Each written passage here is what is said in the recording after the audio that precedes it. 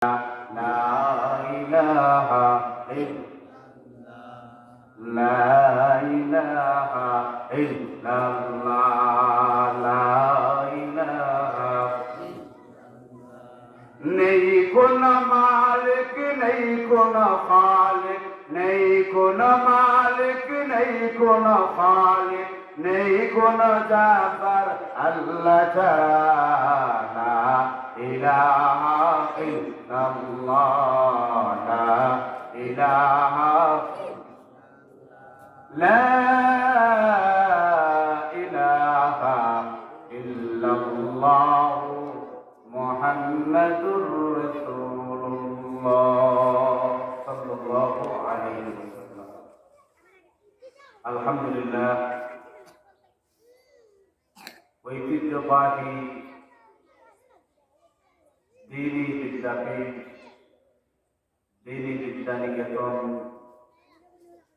কাঞ্চনপুর দারুল উলুম কওমি মাদ্রাসার আজকে শুভ উদ্বোধনী, বৃত্তি প্রস্তর উদ্বোধনী এবং দোয়া মাহফিলের আজকের সম্মানিত মুহতারাম সভাপতি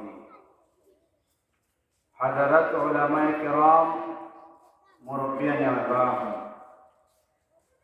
দূর দূরান্ত থেকে আগত অতিথিবৃন্দ, কোরআন প্রেমিক, রাসূল প্রেমিক, দ্বীন প্রেমিক মুসলিম জনতা, আমার সামনে উপস্থিত বিভিন্ন স্তরের, বিভিন্ন প্রত্যন্ত অঞ্চল থেকে আগত মুরব্বিয়ানে কেরাম, যুব সমাজ, আমার পর্দার অন্তরালে অবস্থানরত আমার সম্মানিতা মায়েরা, মেয়েরা, বোনেরা, আমি সর্বপ্রথম মহান আল্লাহ সুবহানাহু ওয়া তাআলার অসংখ্য লাখ কোটি শুকরিয়া আদায় করছি, যে রব্বুল ইজ্জত ওয়াল জালাল আমাদেরকে দীর্ঘ সময় অতিক্রম করে একটি প্রতিকূল অবস্থা থেকে অনুকূল অবস্থায় যে রব্বুল ইজ্জত ওয়াল জালাল আমাদেরকে উপনীত করলেন, সেই রব্বুল ইজ্জত ওয়াল জালালের কাছে নত সুরে আমরা অন্তরের অন্তঃস্থল থেকে প্রাণ খুলে মহব্বতের সহিত কৃতজ্ঞতা প্রকাশ করছি। সবাই পড়ুন আলহামদুলিল্লাহ। সম্মানিত উপস্থিতি, আমি আপনাদেরকে বলবো যে এটা হলো আমার গ্রাম, এটা হলো আমার প্রাণ প্রিয় জন্মভূমি। জন্মভূমির প্রতি ভালোবাসা, মহব্বত, এটা হলো ঈমানের অংশ। বৃহত্তর ভাবে যদিও বাংলাদেশ আমাদের জন্মভূমি, কিন্তু স্পেসিফিক, স্পেশাল, খুসুসান আমাদের জন্মস্থান হলো এই গ্রামে, কাঞ্চনপুর। সুতরাং এই গ্রামের প্রতি ভালোবাসা, শ্রদ্ধা, মহব্বত এবং এই এলাকার সর্বস্তরের জনসাধারণের প্রতি আমাদের মহব্বত, ভালোবাসা কম না বেশি? বেশি। কারণ একটা উসুল আছে, ফাল আকরাবু ফাল আকরাব, সর্বপ্রথম একেবারে নিকটবর্তীকে প্রাধান্য দিতে হয়, এরপরে স্টেপ বাই স্টেপ পরবর্তীতে এইভাবে। তো যেহেতু এই এলাকার মধ্যে আমার জন্মস্থান, সুতরাং এই এলাকার মানুষের প্রতি, এই এলাকার সর্বস্তরের মানুষের প্রতি আমার মহব্বত, ভালোবাসা বেশি। এই জন্য প্রতি বছর আপনারা আমাদেরকে মহব্বত করেন, ভালোবাসেন। মহব্বতের ফলস্বরূপ গ্রামে যত ধরনের প্রোগ্রাম হয় সবগুলোতে আমরা দাওয়াত পাই। এই জন্য আল্লাহ সুবহানাহু ওয়া তাআলার কৃতজ্ঞতার পাশাপাশি আপনাদেরও কৃতজ্ঞতা প্রকাশ করছি। আপনাদেরকে আমার পক্ষ থেকে মারহাবান বিকুম, আপনাদের সকলকে আমার অন্তরের অন্তঃস্থল থেকে ধন্যবাদ জ্ঞাপন করছি। সুপ্রিয় এলাকাবাসী,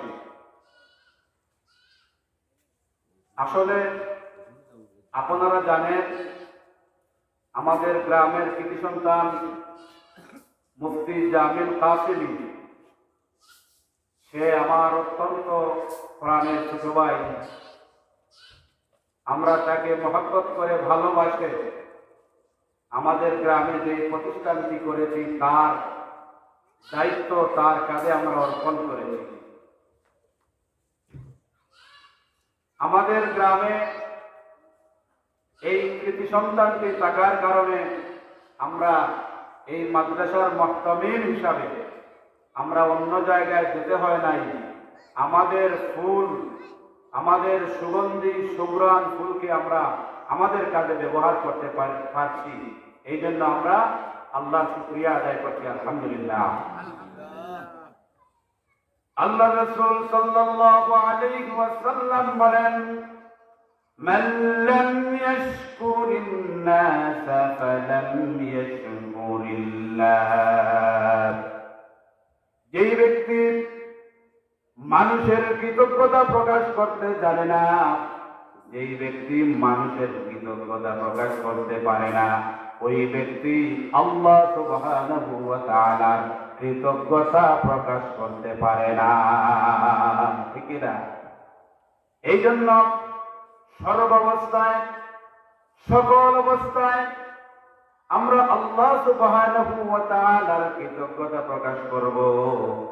কিন্তু আল্লাহর নবী আমাদেরকে শিখিয়ে দিয়েছেন যে আল্লাহর কৃতজ্ঞতার পর যদি কোনো মানুষ ভালো কাজ করে তাহলে তারও কৃতজ্ঞতা প্রকাশ করতে হবে। এই জন্য এই গ্রামের মানুষের অবদান, কন্ট্রিবিউশন, এই গ্রামের মানুষের মহব্বত, ভালোবাসা এবং দোয়ার ফসল স্বরূপ আজকে আমরা বিশ্বের বিভিন্ন প্রান্তে গিয়ে দ্বীনের আলোগুলো আমরা প্রকাশ করতে সক্ষম হচ্ছি। ঠিক না? অবশ্যই আপনাদের দোয়া, আপনাদের ভালোবাসা, আপনাদের নেক নজর আমাদের উপর আসবে বিদায় আমরা আজকে বিভিন্ন জায়গায় কৃতিত্বের সাথে জনপ্রিয়তার সাথে আমরা দ্বীনের কাজ করতে সক্ষম হচ্ছি। এই জন্য আমার গ্রামের যত মানুষ মারা গেছেন আল্লাহ রাব্বুল আলামিন প্রত্যেকের কবরগুলোকে জান্নাতের টুকরা বানিয়ে দেন, পড়ুন আমিন। যারা জীবিত আছেন আল্লাহ রাব্বুল আলামিন হায়াতে তয়্যিবা সাকাতে কুল্লিয়া ইনায়াত ফরমান, পড়ুন আমিন। সুপ্রিয় উপস্থিতি, সুপ্রিয় আমার গ্রামের পিতৃতুল্য, ভ্রাতৃত্বতুল্য, ভ্রাতুষ্পতুল্য, মাতুল্য, মেতুল্য, বিভিন্ন আমার প্রাণের হৃদয়ের স্পন্দন আমার এলাকাবাসী, আমি আপনাদেরকে বলি, আমি বিভিন্ন সময় এখানে আলোচনা করতে গিয়ে এই এলাকার কিছু মানুষের স্মৃতিচারণ সবসময় করে। আজকে এই মাদ্রাসাটাকে আমরা মুহতামিম বানিয়ে দিয়েছি। মুহতামিম মুফতি জামিল কাসেমি, তার আব্বা বড় নেককার মানুষ ছিলেন। এই গ্রামে সবার আগে, এই প্রজন্মে সবার আগে আমি এই গ্রামে ওয়াজ করতাম। 2003 সাল থেকে আমি মাঠে ময়দানে ওয়াজ করি। মুফতি রুহুল আমিন সাহেবের আগে থেকেও আমি মাঠে ময়দানে আলোচনা করি, আপনারা জানেন। কিন্তু আমি একটা কথা বলতে চাই, আমি এই গ্রামে দীর্ঘদিন আলোচনা করেছি। বাংলাদেশ সহ বহির্বিশ্বের বিভিন্ন প্রান্তে আমি যাই, আপনারা জানেন। ভারতে প্রতি বছর যাই, ভারতে মাহফিল করি, বিভিন্ন জায়গায় আমাদের মাহফিল করা হয়। কিন্তু আমি আমাদের গ্রামের মানুষের মহব্বত বা ভালোবাসা বলতে পারি না। কারণ হলো আজকে আমরা যাকে এই মাদ্রাসার মুহতামিম বানিয়ে দিয়েছি, আমাদের মুফতি জামিল কাসিমি তার আব্বা অত্যন্ত নেককার মানুষ ছিলেন। আমি যখন ছোটবেলায় এই মসজিদের এই মিম্বরে যখন কথা বলতাম, তখন আল্লাহর বান্দা আমাকে অনেকবার জড়িয়ে ধরে চুমু দিয়েছে। আজকে তার সন্তান ভারত দেওবন্দ লেখাপড়া করে বিভিন্ন জায়গায় সেও আলোচনা করছে। তার সেই ফুলের সৌরভ, ইলমের সেই সৌরভ আজকে জাতি পাচ্ছে, দেখিরা।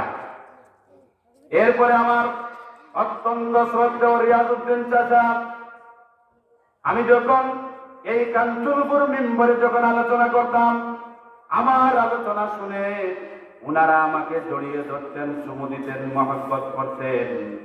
এরপরে আমার মেম্বার চাচা মুজিবুর রহমান চাচা, আমার মিছিল আলী চাচা, আমার বিভিন্ন জনের কথা মনে পড়লো, আর অনেকের কথা আমার এখন মনে আসতেছে না, কিন্তু তাদের ভালোবাসা আজও পর্যন্ত আমি বলতে পারছি না। ওই মানুষগুলোর প্রেরণায়, ওই মানুষগুলোর দোয়ার বদৌলতে, আজকে আপনাদের দোয়ার বদৌলতে আমি একটি কলেজ লেভেল সিলেট একটা আলিম মাদ্রাসার অধ্যক্ষ হিসেবে দ্বীনের মশাল নিয়ে জাতির উদ্দেশ্যে বিভিন্ন ধরনের বিভিন্ন ভাবে ইসলামের খেদমত করতে পারছি। এটা হলো আমার আব্বা আম্মার দোয়ার বদৌলতে। আমার এই গ্রামের মুরব্বীরা কেরাম, যুব সমাজ, মায়েরা, মেয়েরা, বোনেরা, বিভিন্ন স্তরের সর্বস্তরের মানুষের ভালোবাসায়, তাদের দোয়ার বদৌলতে আমাদের এটা হয়েছে, দেখিরা। কিন্তু যাদের নাম আমি বললাম, এরা আমাকে বড় মহব্বত করতেন, বড় ভালোবাসতেন। আমি যখন কাঞ্চনপুর মসজিদের মেম্বরে যখন আমি ঢাকা থেকে, তখন আমি তামিরুল মিল্লাত পড়ালেখা করতাম, জামিয়া কাসিমিয়া লেখাপড়া করতাম। ফাঁকে ফাঁকে যখন আমি গ্রামে চলে আসতাম, তখন আমার ওই মুরব্বিয়ানে কেরাম বলতেন যে আমার গ্রামের কলিজার টুকরা আমাদের বাতিরা এসে গেছে, সুতরাং ইমাম সাহেব এই জুমা আপনি ওয়াজ করতে পারবেন না। ঠিকরা? এখনো আপনারা অনেকেই আমার যে কথাগুলো বলছি সুস্পষ্ট প্রমাণ আছেন আপনারা। বিভিন্ন জায়গায় যাই, বিভিন্ন জায়গায় দিনের কথা বলি, টিভিতে কথা বলি, বিভিন্ন সোশ্যাল মিডিয়াতে কথা বলি, তখন তাদের কথা স্মরণ হয়ে যায় যে তারা যদি দোয়া না করতেন, তারা যদি আমাদেরকে অনুপ্রেরণা না দিতেন, তাদের ভালোবাসার স্নিগ্ধ পরশ যদি আমরা না পেতাম, তাহলে হয়তো আমরা এই জাতির খেদমত করতে পারতাম না। এই জন্য আমাদের গ্রামের সর্বস্তরের মানুষের জন্য আমাদের ভালোবাসা, আমাদের ভরা শ্রদ্ধা সব সময় আছে, অব্যাহত থাকবে, মৃত্যুর আগ পর্যন্ত অব্যাহত থাকবে ইনশাআল্লাহ।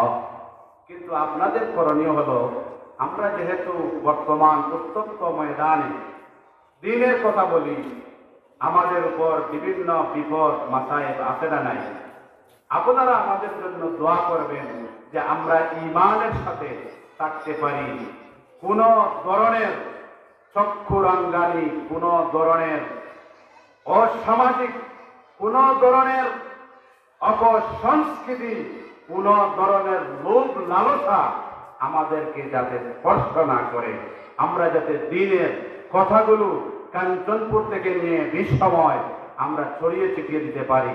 আপনারা আমাদের জন্য দোয়া করবেন তো ইনশাআল্লাহ। এরপরে আমাদের গ্রামের কৃতি সন্তান মুফতি রুহুল আমিন সাহেব, যিনি সিলেটের প্রত্যন্ত অঞ্চলে দ্বীনের কথাগুলো বলেন, আমাদের গ্রামের বর্তমান প্রজন্মের অনেক ওলামায়ে কেরাম আছেন যারা দ্বীনের কথাগুলো বলতেছেন। ইনশাআল্লাহ তারাও একদিন আমাদের মতো তারাও বিশ্বময় ছড়িয়ে ছিটিয়ে পড়বেন। এই কাঞ্চনপুর গ্রামের ইতিহাস, ঐতিহ্য, এই কাঞ্চনপুর গ্রামের তাজিম তামাদ্দুন, এই কাঞ্চনপুর গ্রামের হিস্টোরিক্যাল যতগুলো আছে তারাও বিশ্বের কাছে তুলে ধরবে ইনশাআল্লাহ। এই গ্রামটি একদিন একটা জনপ্রিয় গ্রাম হিসাবে বাংলাদেশের মানচিত্রে স্থান পাবে ইনশাআল্লাহ। কারণ আমি যখন এই গ্রামের মধ্যে আলোচনা করতাম, এই গ্রামের মধ্যে যখন আমি ওয়াজ করতাম, তখন একজন ওয়াইজও ছিল না, একজন ডাক্তারও ছিল না, একজন ইঞ্জিনিয়ারও ছিল না, একজন বড় ধরনের কোনো আলেমও ছিলেন না, একমাত্র মুফতি রুহুল আমিন সাহেব ছাড়া। আর অতীতে আমাদের গ্রামের অনেক বড় বড় ওলামায়ে কেরাম আছেন, যদিও আমরা হয়তো ওনাদেরকে যথার্থভাবে মূল্যায়ন করতে পারি নাই। আমাদের গ্রামের বড় একজন আলেম ছিলেন মরহুম মাওলানা মাহমুদ আলী সাহেব, যিনি নোয়াবাজার মাদ্রাসার ভাইস প্রিন্সিপাল ছিলেন, একটা ফাজিল ডিগ্রি মাদ্রাসার ভাইস প্রিন্সিপাল ছিলেন। যদিও আমরা ওনাকে যথার্থভাবে মূল্যায়ন করতে পারি নাই। কারণ মূল্যায়ন কেন করি নাই? যে ওনার মুখযোগটা কম ছিল, ইলমি মাজাল খুব বেশি ছিল, কিন্তু আমাদের মতো এইভাবে মাইকে ঘন্টার পর ঘন্টা তিনি কথা বলতেন না। আমি অত্যন্ত ছোট ছিলাম, আমি তখন দশম শ্রেণীতে পড়ি, কিন্তু একজন মাদ্রাসার ভাইস প্রিন্সিপাল মরহুম মাওলানা মাহমুদ আলী সাহেব বলতেন, নাতি তুমি স্টেজে যাও, তুমি কথা বলো, আমি পারবো না। আমি দশম শ্রেণীতে পড়ি, আমি কথা বলি, আমি খুতবা দেই, আমি আলোচনা করি, কিন্তু একজন ফাজিল মাদ্রাসার ভাইস প্রিন্সিপাল মরহুম মাহমুদ আলী, আল্লাহ রাব্বুল আলামিন তার কবরটাকে জান্নাতুল ফেরদাউস বানিয়ে দিন, বলুন আমি। তিনি নিচে বসে থাকতেন। এরপরে আমরা জানি আমার নানার আব্বা, আমার মামা মরহুম আব্দুস সুবহান মাওলানা, তিনি দেওবন্দে পড়েছিলেন, বড় আলেম ছিলেন, ঠিক না? এরপরে আমার আব্বা মাওলানা আজিরউদ্দিন সাহেব, তিনি সার্টিফিকেট আমি নিজে দেখেছি, তিনি একজন মুহাদ্দিস, তিনিও নোয়াবাজার মাদ্রাসা একজন সুনামধন্য আরবি প্রভাষক ছিলেন। তাহলে এই গ্রামে আমাদের আগেও বড় বড় আলেম ছিলেন, তারা ওয়াইজ না হওয়ার কারণে, আলোচক না হওয়ার কারণে হয়তো তাদেরকে জাতি চিনতে পারে নাই। আমাদেরকে হয়তো বিভিন্ন জায়গায়, প্রত্যন্ত অঞ্চলে, দেশের বিভিন্ন জায়গায়, সোশ্যাল মিডিয়াতে, টিভিতে, দেশ থেকে দেশান্তরে বিভিন্ন জায়গায় দিনের কথা বলার কারণে হয়তো আমাদেরকে লোকেরা একটু বেশি চিনে। কিন্তু আমাদের গ্রামে বড় বড় উলামায়ে কেরাম আগেও ছিলেন, বর্তমানে আছে, ভবিষ্যতেও হবে। ইলা ইয়াউমিল কিয়ামা, কিয়ামত পর্যন্ত এই গ্রামটা উলামায়ে কেরামের গ্রাম হিসাবে আল্লাহ রাব্বুল আলামিন কবুল আর মঞ্জুর করুন, আমরা পড়ি আমিন। যাই হোক, স্মৃতিচারণ করলে অনেক কথা বলা যাবে। স্মৃতিচারণ, আমাদের গ্রামে অনেক স্মৃতি, আমাদের জন্মসূত্রে এই গ্রামে অনেক স্মৃতি আমাদের কাছে আছে। যাই হোক, এই স্মৃতিগুলোকে সামনে রেখে সংক্ষেপে একটা কথা বলতে চাই। যারা ছোট্টবেলা থেকে নিয়ে আজ অবধি আমাদেরকে মহব্বত করছেন, ভালোবাসছেন, আল্লাহ রাব্বুল আলামিন কিয়ামতের দিন তাদেরকেও আল্লাহ রাব্বুল আলামিন মহব্বত করুন, আমিন। যারা মারা গেছেন তাদের কবরগুলোকে আল্লাহ জান্নাতুল ফেরদাউস বানিয়ে দিন। আর যারা জীবিত আছেন আল্লাহ রাব্বুল আলামিন সুস্থতার সাথে, ঈমানের সাথে, আমলের সাথে জীবন যাপন করার তৌফিক দিন, করুন আমিন। যাই হোক, স্মৃতিচারণ সুনামধন্য সিলেটের ঐতিহ্যবাহী ফ্যামিলির মানুষ, যাদেরকে সিলেটের প্রত্যন্ত অঞ্চলে দল মত নির্বিশেষে সবাই ভালোবাসেন, বরুণা হুজুর দামাত বারকাতুহুমুল আলিয়া, উনাকে আমরা এখানে নিয়ে আসতেছি দোয়ার জন্য। আমাদের ইনশাআল্লাহ দোয়া হবে। এই জন্য আমি আমার গ্রামের মুরব্বিয়ানে কেরাম, যুব সমাজ, মায়েরা, বোনেরা, মেয়েরা সবাইকে বলবো যে আমাদের মাহফিল ইনশাআল্লাহ মধ্যরাত পর্যন্ত থাকবে।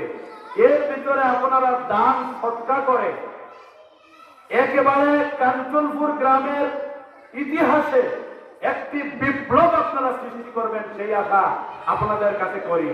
যে প্রত্যেক বক্তা এসে যাতে করে একেবারে বড় অ্যামাউন্ট, বড় চাঁদা আমাদের পক্ষ থেকে ওনারা উত্তোলন করতে পারেন, সেই মন মানসিকতা আমরা তৈরি করব। এটা আমাদের গ্রামের মাদ্রাসা, এই গ্রামের মাদ্রাসা আমরা যদি দান সৎকার বেশি না করি তাহলে করবে কি?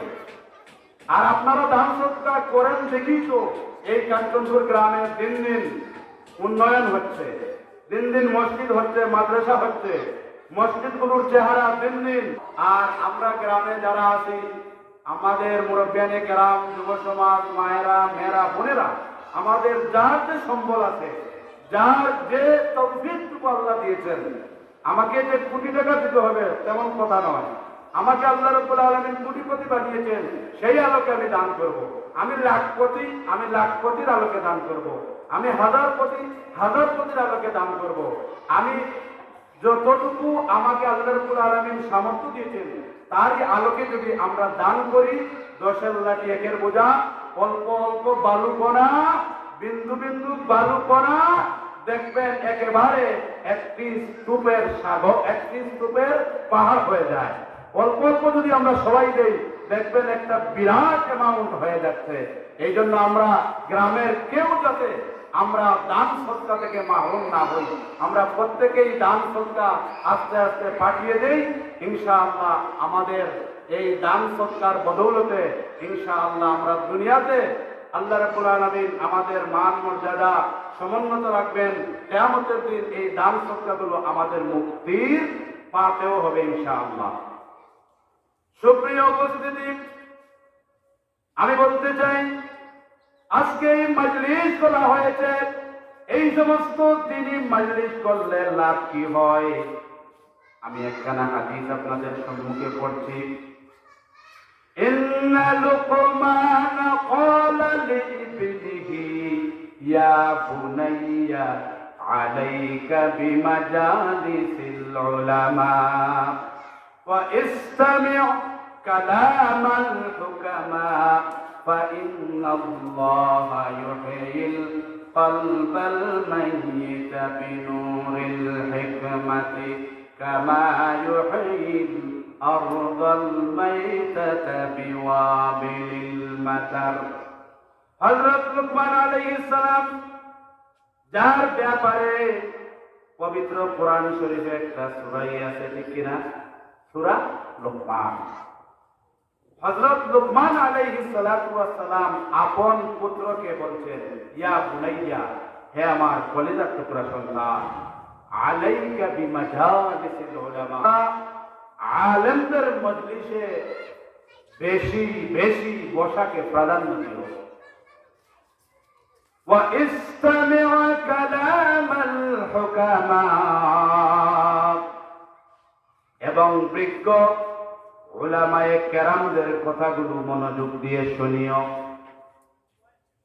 যদি আলেমদের মজলিসে আমরা বসতে পারি এবং আলেমদের কথাগুলো যদি মান্য করি, অনুসরণ করি, অনুকরণ করি, এই অনুযায়ী যদি আমার জীবন পরিচালনা করতে পারি, তাহলে আল্লাহর রাসূল বলেন, আকাশ থেকে পানি জমিনে পড়ার পর যেমন মরা জমিন জিন্দা হয়, এই ইলমের মজলিসে বসে আলেমদের কথাগুলো যদি আমরা গভীরভাবে উপলব্ধি করি, আমলের নিয়তে শুনি, আমল করি, মনোযোগ দিয়ে শুনি, তাহলে আল্লাহ রাব্বুল আলামিন এই ইলমের নূর দিয়ে, হিকমতের নূর দিয়ে আমাদের মরা দিলগুলোকে তেমনি ভাবে জিন্দা করে দিবেন, যেমনি ভাবে আকাশ থেকে পানি বর্ষণ হলে পরে মরা জমিন যেমনি ভাবে জিন্দা হয়ে যায়।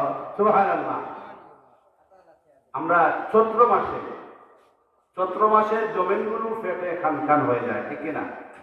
চৈত্র মাসে কি, যখন বৈশাখ মাস, যখন বেশি বৃষ্টি হবে, জমিনগুলো নরম হবে, উর্বর হবে, তখন আমরা যদি ধান রোপণ করি, তাহলে সেই দান আমাদের রিজিক হিসাবে হবে, ঠিক কিনা? কিন্তু আমরা চৈত্র মাসে যদি দান লাগাই, দান হবে? তাহলে এই সমস্ত দিনই মজলিসে আল্লাহ রাসূল উদাহরণ দিয়ে আমাদেরকে বোঝাচ্ছেন যে এই সমস্ত ইলমের মজলিসে আসলে এবং এই সমস্ত মজলিসে এসে বিজ্ঞ উলামায়ে কেরামদের কথা শুনলে আমাদের দিল তেমনই উর্বর হয়, যেমন চৈত্র মাসে মরা জমিন পানি পড়ে যেমন উর্বর হয়, কৃষি কাজের উপযোগী হয়, সেইভাবে আমাদের মরা দিলগুলো, মরা অন্তরগুলো, মরা সোলগুলো, মরা হার্টগুলো তেমনি ভাবে জিন্দা হবে, যেমনি ভাবে ওই মরা জমিন জিন্দা হয়, ক্ষেতের জন্য, ফসলের জন্য, ফসল রোপণের জন্য উপযোগী হয়, ঠিক না? তাহলে এই সমস্ত মজলিসে যত বেশি আমরা আসবো, যত বেশি আমাদের এই সমস্ত মজলিসে আমাদের পদচারণা হবে, তত বেশি আমাদের ইমানের পাওয়ার, ইমানের লাইফ আরো বৃদ্ধি হবে, ঠিক না?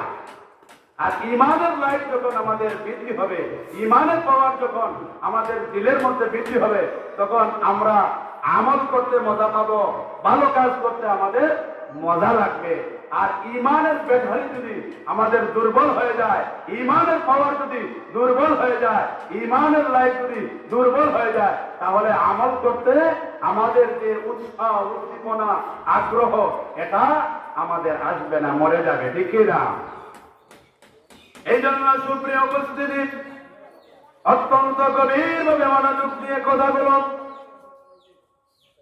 নিয়ে যান।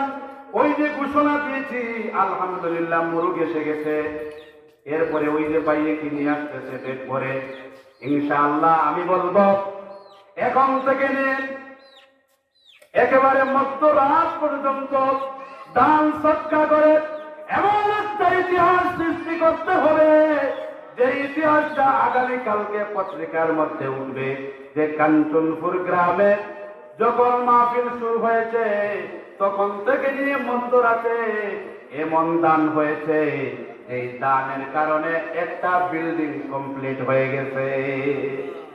সবাই বলুন আল্লাহ, এই মন মানসিকতা আমাদের গ্রামের প্রত্যেক মানুষের দিলে ঢেলে দিন, বলুন আমি। আল্লাহ রাব্বুল আলামিন এই মাদ্রাসার প্রতি এলাকার মানুষের মহব্বত, ভালোবাসা আরো বহুগুণ বৃদ্ধি করে দেন। এই মাদ্রাসা এই এলাকার মানুষের হৃদয়ের স্পন্দন, হৃদয়ের মণিকুটায় জায়গা করে দেন, পড়ুন আমি। এই জন্য আমি একটু আগে বলেছিলাম আল্লাহর মেহরবানি দান আস্তে আস্তে চলে আসতেছে ইনশাআল্লাহ। আমার যতটুকু ধারণা, যতটুকু বিশ্বাস, এই দান মধ্যরাত পর্যন্ত অব্যাহত থাকবে ইনশাআল্লাহ। এই জন্য একখানা হাদিসের তর্জমা করবো। আসলে তো আজকে আমি কোনো তফসির পেশ করতেছি না, কারণ আজকে খণ্ড খণ্ড দোয়া মাহফিল, তো এই জন্য খণ্ড খণ্ড স্মৃতিচারণ আমি করব। আমার ভাই চলে এসেছেন, উনি খেলাফত মজলিসের বড়লেখা উপজেলার সভাপতি, আর আমার শ্বশুর সাহেব সেক্রেটারি। তো উনারা মারহাবা মারহাবা। যারা নেককার, এদের নেক নজর সব সময় থাকে। একটু আগে আমি বলেছিলাম আমার মরহুম রিয়াজউদ্দিন চাচার কথা, যিনি ওলামায়ে কেরামদেরকে বড় মহব্বত করতেন, ভালোবাসতেন, যার চুম্বনের স্মৃতি আমার গাড়ির মধ্যে এখনো আছে। তিনি ছেলে আল্লাহর মেহরবানি দুইজন ইউরোপে চলে গেছেন। আমার ইমরান ভাই এখনো আছেন, উনিও চলে যাবেন। উনি একটা মুরগি দিয়েছেন, কফল দিয়েছেন, টাকা দিয়েছেন। আল্লাহ রাব্বুল আলামিন আমার অত্যন্ত শ্রদ্ধেয় মরহুম রিয়াজউদ্দিন চাচার কবরটাকে আল্লাহ রাব্বুল আলামিন জান্নাতের টুকরা বানিয়ে দিন, পড়ুন আমিন। ইনশাআল্লাহ আরো আসবে। তো আমি একটা না হাদিস তর্জমা করব, কারণ আমার ভাই, বড় ভাই, উনাকে সামনে রেখে, উনি মেহমান, মেহমানকে শ্রদ্ধা করা, সম্মান করা, ভালোবাসা দেওয়া, এটা হলো নবীর সুন্নাহ। আমি তো এখানে মুকিম, আর উনি হলেন মুসাফির। মুসাফিরের দোয়া কবুল। উনি মেহমান, এক তো হলেন গেস্ট, আর দ্বিতীয় হলেন মুসাফির। কারণ একটি স্থান থেকে আরেকটি স্থানে অতিক্রম করলে সাধারণ মুসাফির। মিশকাত শরীফের কিতাবুল ইলম থেকে একখানা হাদিস আপনাদের সামনে পেশ করছি। আল্লাহ রাসূল সাল্লাল্লাহু আলাইহি ওয়াসাল্লাম ইরশাদ করেন, ইযা মাতাল ইনসানু ইনকাতাআ আনহু আমালুহু ইল্লা মিন সালাসা ইল্লা মিন সাদাকাতিন জারিয়া আও ইলমিন ইউনতাফাউ বিহি আও ওয়ালাদিন সালিহিন ইয়াদউ লাহু। আমাদের নবী, বিশ্ব নবী রাহমাতুল লিল আলামিন ইরশাদ করেন যে ইযা মাতাল ইনসানু ইনকাতা আনহু আমালুহু ইল্লা মিন সালাসা। মানুষ যখন মারা যাবে, মানুষ যখন ডেড বডি হয়ে যাবে, মানুষ যখন দুনিয়ার সফর শেষ হয়ে পরকালীন সফর কবরের দিকে যাবে, অর্থাৎ দুনিয়ার জিন্দেগি যখন মানুষের শেষ হয়ে যাবে, মানুষের দুনিয়ার জিন্দেগি শেষ হয় মানুষের মৃত্যুর মাধ্যমে। ঠিক কিনা? এই জন্য আল্লাহ রাব্বুল আলামিন বলেন কুল্লু নাফসিন যায়িকাতুল মাউত, ম্যান ইজ মর্টাল। মানুষ মরণশীল জীব, এমন কোন প্রাণী পৃথিবীতে বিচরণ করছে না যে মরবে না। ঠিক কিনা? এমন কোন প্রাণী আছে নাকি যে মরবে না? সবাই মরবে। কুল্লু মান আলাইহা ফানিউ ওয়া ইয়াবকা ওয়াজহু রাব্বিকা যুল জালালি ওয়াল ইকরাম। সবাই পড়ুন আল্লাহু আকবার। একমাত্র রব্বুল আযীম, রব্বে জালাল আল্লাহ সুবহানাহু ওয়া তাআলা ছাড়া পৃথিবীর সকল কিছু লয় হবে, ক্ষয় হবে, ধ্বংস হবে। ঠিক কিনা? পৃথিবীর সকল কিছু ধ্বংস হবে, সকল কিছু ক্ষয় হবে, লয় হবে, বিলীন হবে, সব কিছু একেবারে একাকার হয়ে যাবে, কিন্তু আল্লাহ সুবহানাহু ওয়া তাআলা বাকি থাকবেন। ঠিক কিনা? কারণ আল্লাহ রাব্বুল আলামিন হলেন হুয়াল হাইয়ুল কাইয়্যুম। আমার আল্লাহ বলেন চিরস্থায়ী, চিরঞ্জীব। ঠিক কিনা? সূরা বাকারা আমরা আয়াতুল কুরসির মধ্যে পড়েছি আল্লাহু লা ইলাহা ইল্লা হুয়াল হাইয়ুল কাইয়্যুম। আল্লাহ, তিনি হলেন আল্লাহ, লা ইলাহা ইল্লাল্লাহ, তার সাথে কোনো শরীক নাই, তার সাথে কোনো অংশীদার নাই, তার সাথে কোনো কিছু তুলনা চলে না। তিনি হলেন হুয়াল হাই হুয়াল কাইয়্যুম, তিনি হলেন চিরস্থায়ী, চিরঞ্জীব।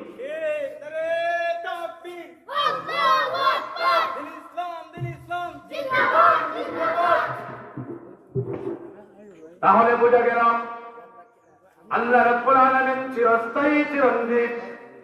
এই জন্য আল্লাহ সুবহানাহু ওয়া তাআলা এই পৃথিবীতে একমাত্র বাকি থাকবেন, আর কোন কিছু কর্ম কখন করতে পারে?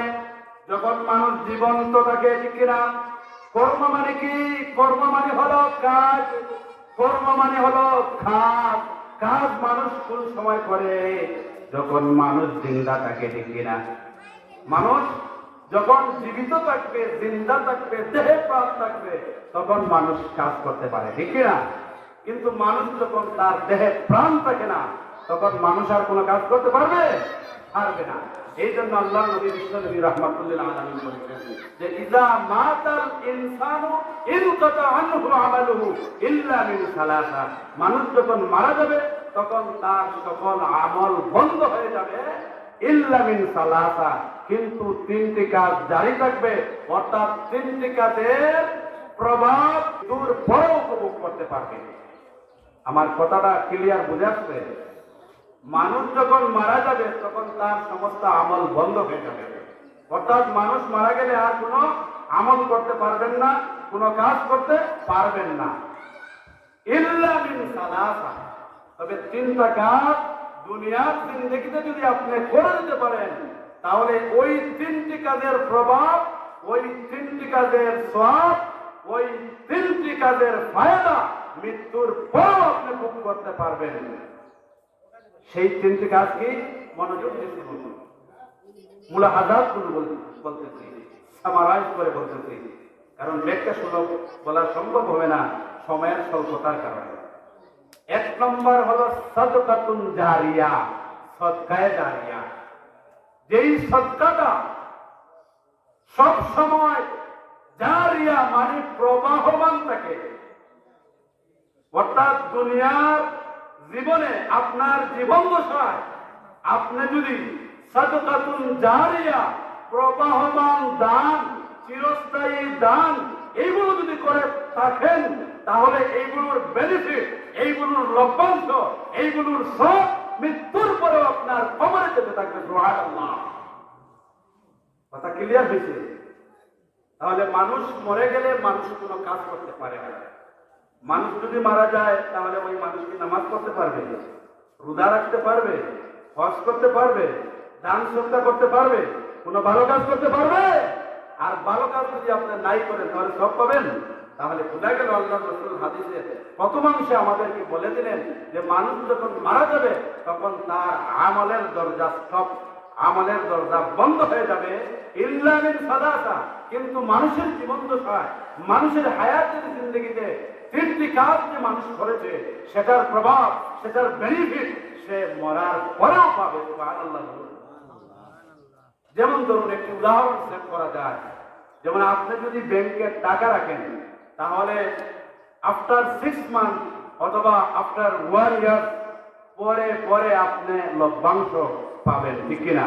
যেমন আপনি ফিক্সড ডিপোজিট করেছেন ব্যাংকে, 1 লক্ষ টাকা রেখেছেন, আপনি মুশারাকা, মুদারাবা, মুরাবাহা এই সিস্টেম, এই 3 সিস্টেমে ব্যবসা হালাল করে দিয়েছেন কে?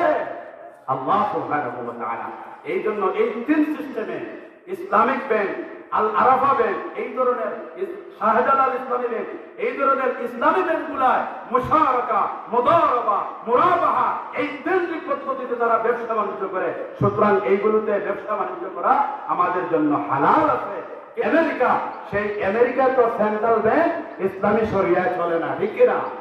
এই জন্য একটু কম বেশ কিছু সন্দেহ আছে, কিন্তু আমরা নাই মামুর চেয়ে কালা মামু ভালো, অন্যান্য সুদী ব্যাংকের চাইতে ইসলামী ব্যাংকগুলো ভালো, সুতরাং ওইগুলোতে আমরা লেনদেন করবো, ঠিক কিনা? তো যাই হোক, কথার ফাঁকে দিয়ে ওই কথাটা বলে ফেলছি। তো আমরা যদি একটা ব্যাংকের টাকা যদি ডিপোজিট করি তাহলে বছরান্তে অথবা 6 মাস পরে আমরা একটা লভ্যাংশ পাই, ঠিক কিনা? ঠিক তদ্রুপ এই দুনিয়াতে আমরা যদি সাদকাতুন জারিয়া, সদকায়ে জারিয়া যদি করে যাই, যেই সদকাটা চিরস্থায়ী দায়েম কায়েম থাকে, প্রবহমান থাকে, সব সময় থাকে, এই ধরনের দান সদকা যদি আমরা দুনিয়াতে করে যেতে পারি তাহলে এটার লভ্যাংশ স্বরূপ মৃত্যুর পর আপনার কবরের মধ্যে সব যেতে থাকবে। সুবহানাল্লাহ। 2-1টি উদাহরণ সেট করা যায়। যেমন আমরা আজকে কাঞ্চনপুর দারুল উলুম কওমি মাদ্রাসার বিল্ডিং আমরা আজকে শুভ উদ্বোধন করব, আমরা এটাকে এস্টাবলিশ করব। কিন্তু এই কাঞ্চনপুর যেমন মসজিদ আছে, মাদ্রাসা আছে, এগুলো বলেন তো কিয়ামত পর্যন্ত থাকবে কি থাকবে না? মসজিদ আছে, মাদ্রাসা আছে, রাস্তা আছে, এই ধরনের যেই সমস্ত দানগুলো দীর্ঘদিন স্থায়ী থাকে, যেই সমস্ত দানগুলো দীর্ঘদিন প্রবাহমান থাকে, ওই আপনারা যে মাদ্রাসা করছেন ওই মাদ্রাসার বিল্ডিং যতদিন স্থায়ী থাকবে ততদিন ওই বিল্ডিং এ বসে কোরআনের পাখিরা কোরআনের গবেষণা, তাফাক্কুর, তাদাব্বুর করবে, ঠিক কিনা? তালিম তাআল্লুম চলবে। এই জন্য এই তালিম এবং তাআল্লুম এই মাদ্রাসার ভিতরে কিয়ামত পর্যন্ত চলবে, কিয়ামত পর্যন্ত আপনার কবরের মধ্যে সওয়াব পেতে থাকবে। এই জন্য এই মাদ্রাসা প্রতিষ্ঠিত করেছেন এই গ্রামের মুরব্বিয়ানে গ্রাম, যুব সমাজ, হযরত উলামায়ে ভাইকে এই ইলমের ট্রেনে তাকে ডাব্বা ইঞ্জিলে আমরা তাকে দিয়ে দিছি। তাহলে ইঞ্জিল যেভাবে যাবে সবগুলো ডাব্বা সেই দিকে যাবে, ঠিক কিনা? ইঞ্জিল কেন বললাম? তাকে আমরা মাদ্রাসার মুহতামিম বানিয়ে দিয়েছি, সুতরাং সে আমাদের ইঞ্জিল, এই মাদ্রাসার সেই ইঞ্জিল, আর আমরা সবাই ডাব্বার যাত্রী, ঠিক কিনা? এই জন্য এই মাদ্রাসার উন্নয়নের লক্ষ্যে তাকে আমরা সর্বাত্মক সহযোগিতা করবো। তো আমরা তার ব্যক্তির জন্য করছি না হুব্বু ফিল্লাহ, আল্লাহর মহব্বতের জন্য করছি? আল্লাহর মহব্বতের জন্য করছি। আর আল্লাহ রাসূল বলেছেন আল হুব্বু ফিল্লাহ ওয়াল বুগদু ফিল্লাহ। কেউ যদি কোনো মানুষকে আল্লাহর জন্য ভালোবাসে অথবা আল্লাহর জন্য তাকে ভালোবাসে না, আল্লাহর জন্য দান করে অথবা আল্লাহর জন্য তাকে দান করা থেকে বিরত থাকে, তাহলে সে ঈমানকে পরিপূর্ণ করলো, কমপ্লিট করলো। সংক্ষেপে একটা না বুঝাইলে আপনারা ভুল বুঝে ফেলবেন যে আমরা জামিল কাসেমি মুফতি জামিল কাসেমি, তাকে আমরা কেন মহব্বত করি? হুব্বু বিল্লাহ, আল্লাহর জন্য, ঠিক কিনা? এখন যদি সে গানের কনসার্ট দিত, সে যদি গানের কনসার্ট দিত, তাহলে ওই গানের কনসার্টে তাকে সহযোগিতা করলে এটা সওয়াব হবে না গুনাহ হবে? গুনাহ হবে। এই জন্য আমরা জামিল কাসেমি কে মহব্বত করি হুব্বু বিল্লাহ, আল্লাহর জন্য, ঠিক কিনা? কারণ সে ভালো কাজ করতেছে। আর আল্লাহ কোরআন শরীফে বলেছেন যে ওয়াতাআওয়ানু আলাল বিররি ওয়াত তাকওয়া ওয়া লা তাআওয়ানু আলাল ইসমি ওয়াল উদওয়ান, ওয়াতাআওয়ানু আলাল বিররি ওয়াত তাকওয়া, তাকওয়া এবং ভালো কাজে পরস্পরকে সহযোগিতা করো। সীমালঙ্ঘন কাজে, পাপাচারমূলক কাজে, কনসার্টে, গানে, খেলায়, হেলায়, তুলায় যেগুলো ইসলাম সাপোর্ট করে না, সেইগুলোতে দান করলে গুনাহ না সওয়াব? গুনাহ। আল্লাহ বলতেন সেইগুলোতে সহযোগিতা করবেন না, গানের কনসার্টে সহযোগিতা করবেন না। যেই সমস্ত কৃষ্টি কালচার, যেই সমস্ত অপসংস্কৃতিগুলো যুব সমাজের চরিত্র হরণ করে, আল্লাহ বলতেন সেইগুলোতে পাপাচারমূলক কাজে, সীমালঙ্ঘনমূলক কাজে, খারাপ কাজে সহযোগিতা করিও না। আমরা সহযোগিতা করছি, তাহলে আল্লাহর হুকুম মানছি কি? আল্লাহর হুকুম মানি নাই, তাহলে গুনাহ হবে না? এই জন্য আমাদের সব কিছু কার ভালোবাসায়? হুব্বু বিল্লাহ, আল্লাহর ভালোবাসায় আমাদের সবগুলো করতে হবে, ঠিক কিনা? তাহলে প্রথম অংশ বললাম সাদকায়ে জারিয়া। এই মাদ্রাসাটা কিয়ামত পর্যন্ত থাকবে। এখানে কোরআন সুন্নাহর খেদমত করা হবে। এই মাদ্রাসার মধ্যে অনেক আলেম ওলামা সৃষ্টি হবে। এই আলেম ওলামারা পৃথিবীর বিভিন্ন জায়গায় কোরআনের বাণী নিয়ে, রাসূলের সুন্নাহ নিয়ে যাবে। আমাদের গ্রামের মানুষের জন্য সব সময় দোয়া করবে, ঠিক কিনা? এই জন্য সাদকায়ে জারিয়া, এই দানটা চিরস্থায়ী থাকবে, প্রবাহমান থাকবে, সব সময় থাকবে। এই জন্য আমরা হিম্মত করে আমরা কি করব? সাদকায়ে জারিয়া দিব। এই কাঞ্চনপুর দারুল উলুম কওমি মাদ্রাসা গঠিত হচ্ছে আমার বাবার মায়ের শরণার্থে। আমরা একটা বিল্ডিং এর একটা রুমের টাকা দিয়ে দিব, পারবো কিনা? ইনশাআল্লাহ। আমাদের গ্রামে অনেক ইউরোপিয়ান অনেক লোক আছে। যদি একজন বলে যে আমার বাবা মায়ের রুহের মাগফিরাতে আমি একটা রুমের টাকা দিয়ে দিলাম, কারণ রুম বানাইতে যে টাকাটা লাগবে, ওই টাকাটা যদি আপনি নিয়ে যান, তাহলে আমরা একটা সাইনবোর্ড লিখবো অমুকের স্মরণে ওই বাচ্চাগুলো কত নেককার, তার মা বাবার স্মরণে সে একটা রুমের টাকা দিয়েছে, পয়সা দিয়েছে। লোকেরা দেখবে, লোকেরা এটা দেখে ইন্সপায়ারেশন পাবে, অনুপ্রাণিত হবে। আর আপনার মা বাবা কবরের মধ্যে শান্তিতে থাকবে, কারণ এই মাদ্রাসা যতদিন আছে ততদিন আপনার মা বাবার কবরের মধ্যে সব যেতে থাকবে। সুবহানাল্লাহ। তাহলে সংক্ষেপে ব্যাখ্যা: এক, 2 নম্বর হলো আউ ইলমিন ইউনতাফাউ বি, এমন ইলম শিক্ষা করা যে ইলমের মাধ্যমে মানুষ উপকৃত হয়। অর্থাৎ এখানে অনেক ব্যাখ্যা বলা যায়। যেমন আজকে উলামায়ে কেরাম কিতাব লিখে গেছেন, ওই কিতাব থেকে আমরা ইলম আহরণ করছি, ওই কিতাবের ইলমগুলো আহরণ করে আপনাদেরকে বিতরণ করছি। ওই যিনি কিতাব লিখে গেছেন, কিয়ামত পর্যন্ত তার কবরের মধ্যে একটি কি যাবে? সাদকায়ে জারিয়া হিসাবে সওয়াব যেতে থাকবে, কারণ তার এই ইলমের মাধ্যমে জাতি উপকৃত হয়েছে। আজকে আমরা মসজিদের মিম্বরে ইমাম সাহেব প্রতি জুমাবারে কথা বলেন, উলামায়ে কেরাম মাঠে ময়দানে কথা বলেন।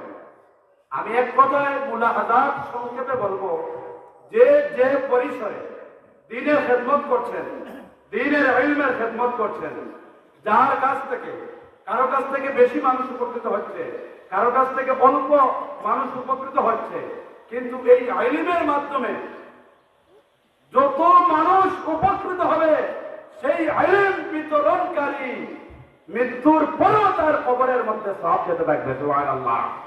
তাহলে আপনার ছেলে সন্তানকে এখানে দিয়েছেন ওই উলামায়ে কেরাম হওয়ার জন্য, আলেম হওয়ার জন্য।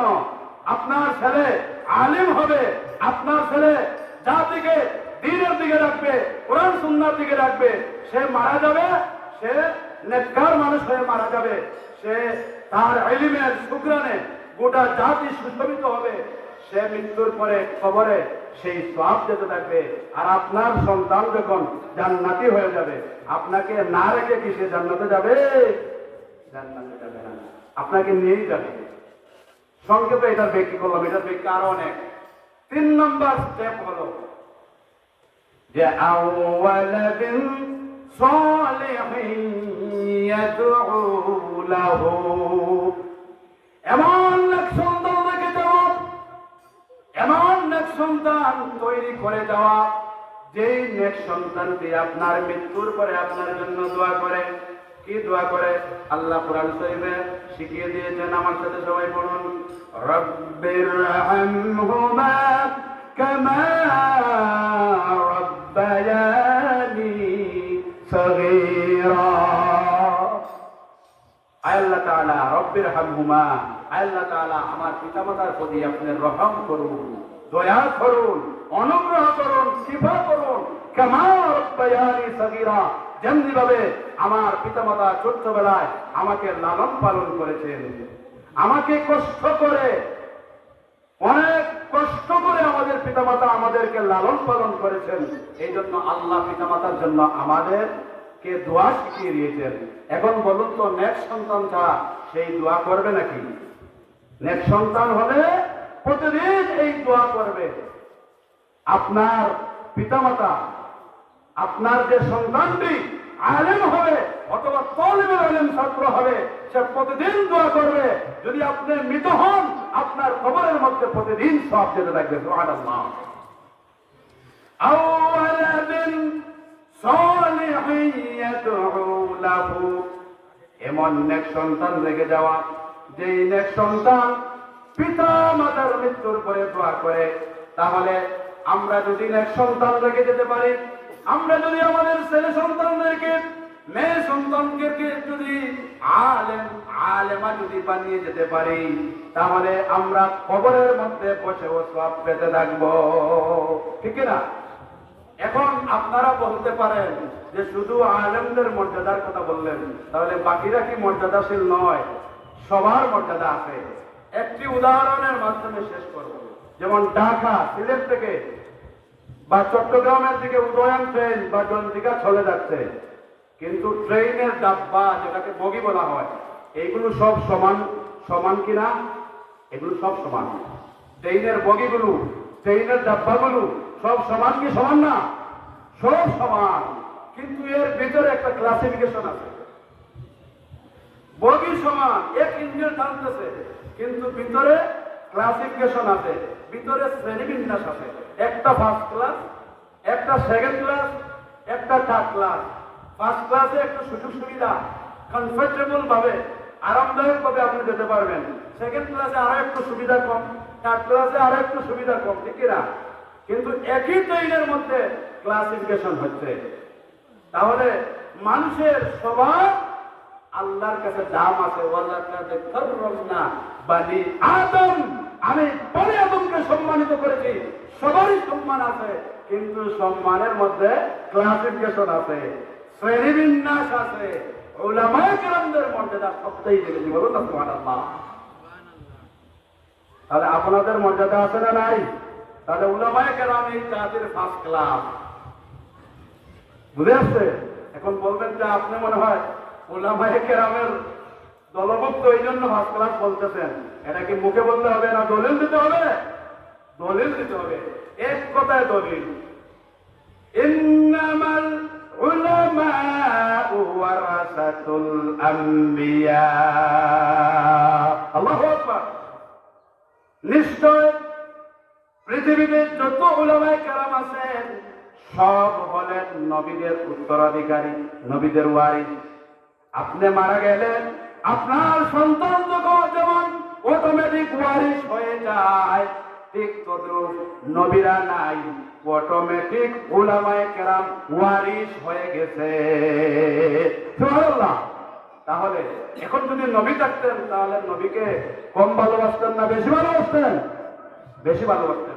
কিন্তু এখন তো নবী নাই, নবীর উত্তরাধিকারী উলামায়ে কেরামদেরকে দিয়েছেন। তাহলে উলামায়ে কেরামদের প্রতি আমাদের ভালোবাসা কম হবে না বেশি হবে? বেশি হবে। এই উলামায়ে কেরাম এই জাতির ফার্স্ট ক্লাস সন্তান, ঠিক না? জাতির উলামায়ে কেরাম যতদিন পর্যন্ত দ্বীনের উপর এস্টাবলিশ থাকবে, ততদিন এই পৃথিবীতে দ্বীন থাকবে। জাতির উলামায়ে কেরাম জাতির ফার্স্ট ক্লাস, রাহবররা উলামায়ে কেরামরা যদি বিপদগামী হয়ে যায়, জাতি বিপদগামী হয়ে যাবে, ঠিক কিনা? এই জন্য এই উলামায়ে কেরামদেরকে কোরআন সুন্নাহর পথে অটল অবিচল রাখার জন্য যত ধরনের সার্বিক সহযোগিতা লাগে সেইগুলো আপনারা করবেন তো ইনশাআল্লাহ। নবীর জন্য যদি সাহাবায়ে কেরাম জীবন দিতে পারেন, তাহলে এখন তো নবী নাই, এখন নবীদের উত্তরসূরি উলামায়ে কেরাম আছেন, ঠিক কিনা? আজকে আমরা সোশ্যাল মিডিয়াতে দেখেন, আজকে উলামায়ে কেরামদেরকে বিভিন্ন ধরনের অপবাদ দিয়ে মানুষদেরকে দূরে সরানোর জন্য হাজারো ষড়যন্ত্র চলছে কিনা? কিন্তু নর্তকী যে সমাজের মধ্যে বিভিন্ন মানুষের যুব সমাজের চরিত্র হনন করতে তার বেল হয়ে যায়, কিন্তু উলামায়ে কেরাম নাইবে নবী নবীদের উত্তরসূরিদের বেল হয় না, ঠিক কিনা? আর কত ধরনের বিশেষণ লাগায়, যুদ্ধ অপরাধী, নারী কেলেঙ্কারি, নাউযুবিল্লাহ বলো। যে সমস্ত উলামায়ে কেরামদেরকে আজকে অন্যায়ভাবে তাদেরকে জেলের মধ্যে রেখে বিভিন্ন ধরনের খারাপ বিশেষণে বিশেষিত করছেন, আমরা যদি আরো কিছু না করতে পারি, তাহলে আপনারা দিল থেকে তাদের জন্য দোয়া করতে পারবেন কি পারবেন না? তাদের জন্য দোয়া করতে পারবেন তো? তাহলে নবীর পরে কাদের স্থান? উলামায়ে কেরামের স্থান। উলামায়ে কেরামদেরকে মহব্বত করলে কি হবে? সেই যদি তাফসীর করি তাহলে 2 ঘন্টা চলে যাবে। উলামায়ে কেরামদের মহব্বত করলে সুজাত জান্নাত, সুবহানাল্লাহ বলুন। এক কথা বলে দিলাম, উলামায়ে কেরামদেরকে মহব্বত করলে সুজা কোথায়? জান্নাত। এক লোক উলামায়ে কেরামকে তাফসীরে কবিরের মধ্যে এক লোক উলামায়ে কেরামের সাথে মহব্বতের সম্পর্ক ছিল, এই মহব্বতের সম্পর্কের কারণে জান্নাতে চলে গেছে, সুবহানাল্লাহ বলুন। আরেক লোক উলামায়ে কেরামকে শুধুমাত্র 1 গ্লাস পানি পান করেছে, ওইটার কারণে সে জান্নাতে চলে গেছে, সুবহানাল্লাহ বলুন। এই জন্য উলামায়ে কেরামদেরকে ভাই মহব্বত করবেন। তবে একটা কথা আমি বলি, উলামায়ে কেরাম ফেরেশতা নয়, মানুষ। তাইলে আল্লাহ রাসূল বলেছেন কুল্লু বানি আদম খাত্তাউন, প্রত্যেক বনি আদম ভুল করে। তাহলে ওই বনি আদমের মধ্যে উলামায়ে কেরাম আছেন না নাই? আছেন। সামান্য ভুল রে তিল রে তাপ করবেন, এটা তো হতে পারে না। উলামায়ে কেরামদের 99টি ভালো গুণ আছে, একটি হয়তো স্লিপ অফ টাং, একটি হয়তো ভুল হয়ে গেছে, কিন্তু আমরা ওই ভুলটারে, ছোট ভুলটারে বিশাল আকারে করে ওনাকে কিভাবে হ্যারাস করা যায় সেই চিন্তা করি। এটা যারা করতেছে আল্লাহ রাব্বুল আলামিন তাদেরকে হেদায়েত দিন, বলুন আমিন। আমরা উলামায়ে কেরামের, হক্কানি উলামায়ে কেরামের সংস্পর্শে থাকবো তো থাকবো কি থাকবো না? হকপন্থী উলামায়ে কেরামের যদি সংস্পর্শে থাকে, ইনশাআল্লাহ ওই উলামায়ে কেরাম আমাদের নাজাতের উসিলা হবেন। আল্লাহ রাব্বুল আলামিন উলামায়ে কেরামদের প্রতি মহব্বত এবং দ্বীনি সকল মজলিসের প্রতি, মাজালিসগুলোর প্রতি, সকল দ্বীনি প্রতিষ্ঠানের প্রতি আমাদের দিলের মধ্যে মহব্বত বাড়িয়ে দিন, বলুন আমিন। ওয়া আখিরু দাওয়ানা আনিল হামদুলিল্লাহি রাব্বিল আলামিন। আমার বড় ভাইকে